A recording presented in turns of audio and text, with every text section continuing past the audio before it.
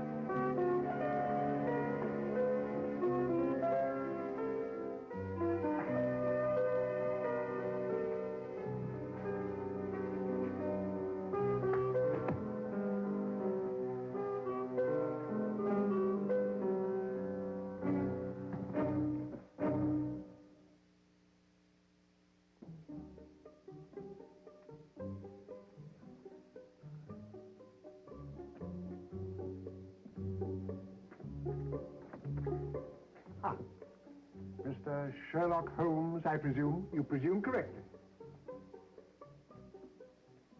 Morton, our Hadlock solicitor. Quite. May I come in? I would be honored. Mr. Hadlock, my friend and associate, Dr. Watson. How do you do? How do you do? Please sit down. Thank you. Mr. Holmes, Dr. Watson, I come on a sad errand.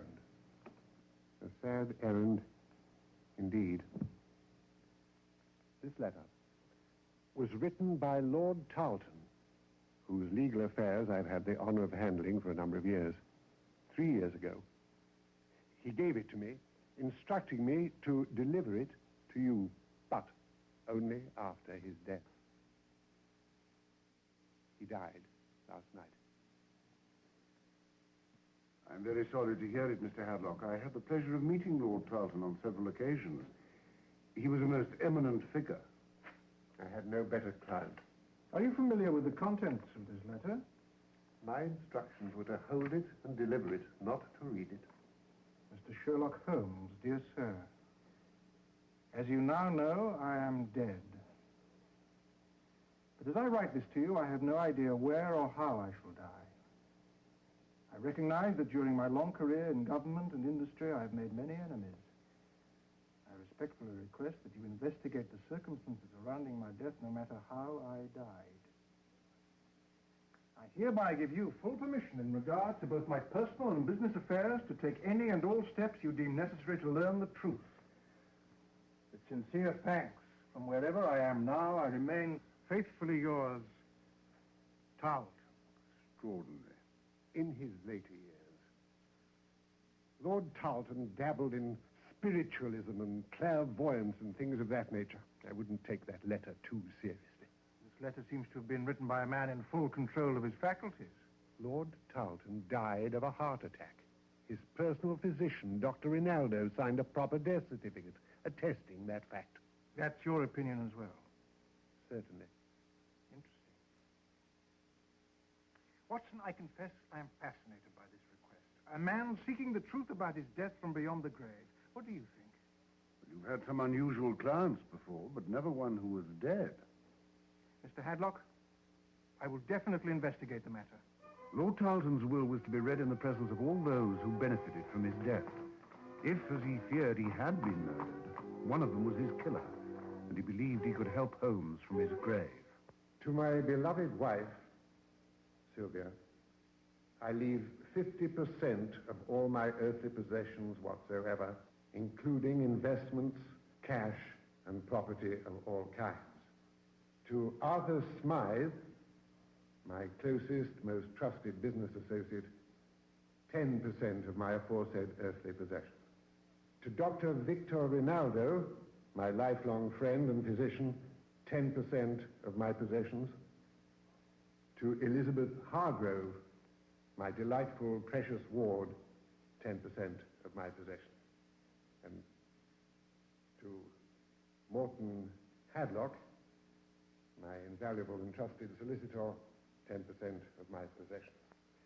And finally, to the British Institute of Parapsychology, 10% of my possessions for the furtherance of research into the occult sciences.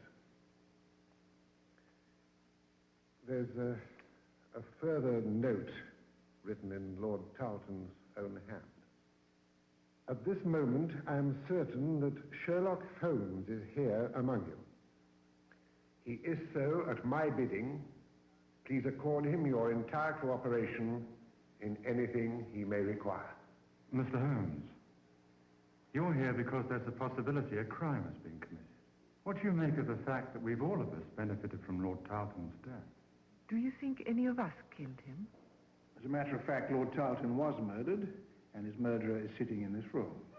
Do you realize what you're saying? Yes, Lady Tarleton, I realize what I'm saying. I certainly hope you do.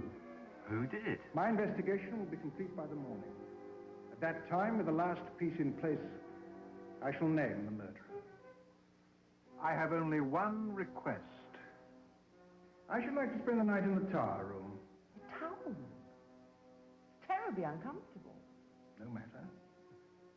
Please, spend the rest of the evening as you wish. You will not be subject to any further questioning. My investigation will proceed along quite different lines.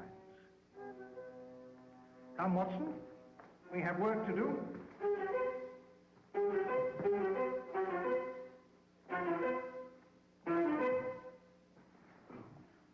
Are you mad? You know very well that you have no proof that Lord Tarleton was murdered, and no evidence to incriminate any of these people. Quite right. What are you planning? I'm working on two opposing assumptions. One, if everyone is innocent, I have nothing to fear. And two? If someone amongst them did murder Lord Tarleton, it's quite possible I shall not survive the night.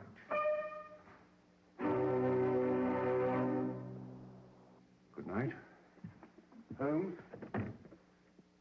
If you need anything, Holmes, just call me. Good night, Watson. Sleep well.